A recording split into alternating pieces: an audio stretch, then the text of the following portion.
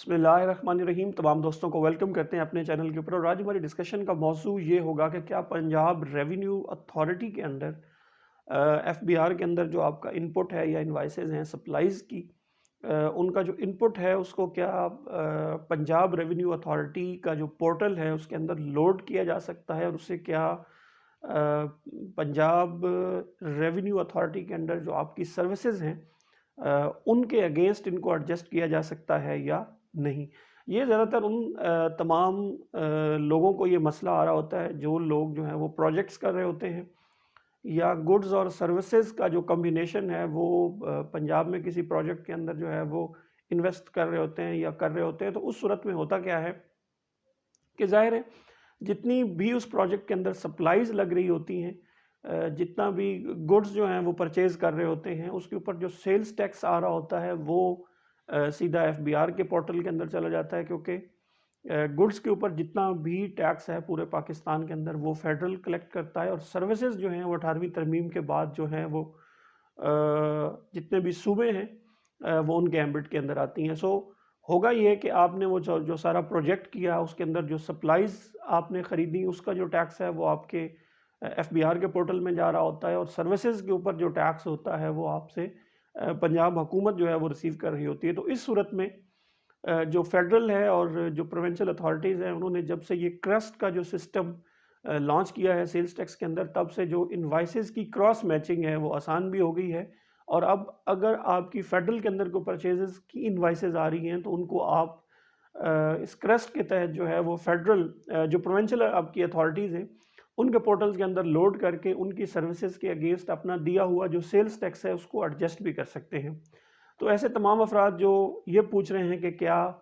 Federal की जो invoices हैं क्या वो पीआरए के अगेंस्ट जो है वो क्लेम की जा सकती हैं, तो यस वो क्लेम की जा सकती हैं, but subject to the conditions हैं। अब वो कंडीशंस कौन सी हैं वो ज़रा उसको 3-4 कंडीशंस हैं उनको डिस्कस कर लेते हैं। पहली बात तो ये है कि जैसा कि आपको पता है कि सेल्स टैक्स की जितनी भी इन्वाइसेज होती हैं वो 6 पीरियड्स के लिए जो है वो अवेलेबल होती हैं आपको एडजस्टमेंट के लिए, नंबर 1। नंबर 2 ये है कि आप इस चीज़ का ख्याल रखेंगे कि जो इन्वाइसेज आप एक ही जगह ज़ाहिर है उसका आप क्लेम ले सकते हैं। अगर आप फेडरल में उसका क्लेम ले चुके हैं तो ज़ाहिर है वो पीआरए में आपको अवेलेबल नहीं होगी, और अगर आप उसको पीआरए में डाउनलोड कर लेते हैं तो उसका जो एडजस्टमेंट है वो आपको फिर फेडरल में नहीं मिलेगी। तीसरी चीज़ ये है कि जब भी आपका बायर जो है वो सेल अपनी बुक करे और आपकी परचेज़ बुक कर रहा होता है, तो उस सूरत में उसका जो डेस्टिनेशन है वो आपने कोशिश करनी है कि वो वही प्रोविंस रखवाएं जहाँ पे आप ये इन्वाइसेस लोड करना चाहते हैं। मतलब अगर आप पंजाब के अंदर जो है वो इस जो आपने सप्लाईज ख़रीदी हैं, जो आपने गुड्स ख़रीदी हैं, वो पंजाब के की टेरिटरी के अंदर किसी प्रोजेक्ट में अगर आप लगा रहे हैं तो उस सूरत में आपने क्या करना है कि आपने अपने सेलर को कहना है कि उसकी जो डेस्टिनेशन है वो पंजाब रखे, ताकि आपको पंजाब के अंदर ये जो इन्वाइसेस हैं ये इजीली अवेलेबल हो जाएं। और आखिरी बात आपने ये जहन में रखनी है कि चूँकि ये दो सिस्टम्स के दरमियान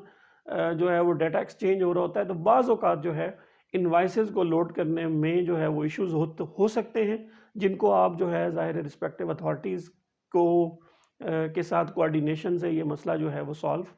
कर सकते हैं। और आखिर में एक चीज़ ये भी है कि जितनी भी इन्वाइसेस आपने लोड करनी है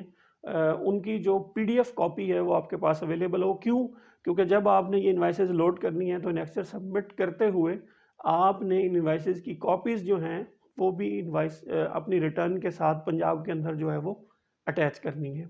अब हम देख लेते हैं उस प्रोसीजर को।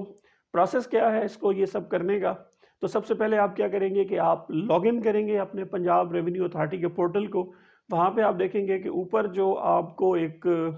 परचेजेस या डोमेस्टिक परचेजेस का एनेक्चर ए है, आप एनेक्चर ए पे क्लिक करें। आप एनेक्चर ए के अंदर जाएंगे तो वहाँ पे आप देख रहे हैं कि परचेज डाटा का एक जो है वो टैब आपको नज़र आ रहा है। जब आप परचेज डाटा के टैब के ऊपर क्लिक करते हैं तो यहाँ पे आप देख रहे हैं कि एक नई विंडो खुलेगी, और इस विंडो के अंदर जो है वो इन्वाइसेस सर्च का बेसिकली जो है ना वो ऑप्शन आपको मिल रहा होगा। तो इन्वाइसेस में आप देखें कि आप अगर बाय डिफ़ॉल्ट सर्च करते हैं तो नीचे आप देखेंगे कि सिर्फ पीआरए का सोर्स जो है वो आपको अवेलेबल होगा, यानी कि जितनी भी आपकी इन्वाइसेस पीआरए के अंडर हैं आप पहली दफ़ा सर्च करेंगे तो वो आपको कहेगा कि आपकी कोई इन्वाइस जो है वो यहाँ पे अवेलेबल नहीं है। लेकिन आपने इस ड्रॉप डाउन मेन्यू में से जाके FBR को सिलेक्ट करना है। जब आप FBR सिलेक्ट करके दोबारा इन्वाइसेस को सर्च करेंगे तो आप देख रहे हैं कि आप काफ़ी सारी यहाँ पे इन्वाइसेस आपकी लोड हो रही हैं। अब इन इन्वाइसेस में आप जो इन्वाइस आप यहाँ से उठाना चाहते हैं या ये सारी सिलेक्ट करना चाहते हैं तो इनको सिलेक्ट करें और उसके बाद जो है वो अपनी रिटर्न के अंदर इनको ऐड कर लें। तो ये तरीका है और उसके बाद ये जब आप ऐड करेंगे और नेक्स्ट सबमिट करने के लिए जाएंगे तो वो आपसे मांगेगा कि आप हमें इन तमाम इन्वाइसेस जो हैं वो इनका जो है वो कॉपीज़ जो हैं वो एविडेंस जो है वो प्रोवाइड करें। तो जो भी एविडेंस वो यहाँ पे मांगेगा वो आपने वन बाय वन जो है वो अपलोड कर देना है रिटर्न के साथ। और इस तरह जो है आपको जो फेडरल बोर्ड ऑफ रेवेन्यू के अंदर आपकी इन्वाइसेस हैं उनका इनपुट जो है वो पंजाब रेवेन्यू अथॉरिटी के अंडर जो है वो अवेलेबल हो जाएगा। और ऐसे तमाम अफराद जो इस तरह का प्रोजेक्ट्स कर रहे होते हैं जो कि दो प्रोविंसेस के दरमियान है या फेडरल और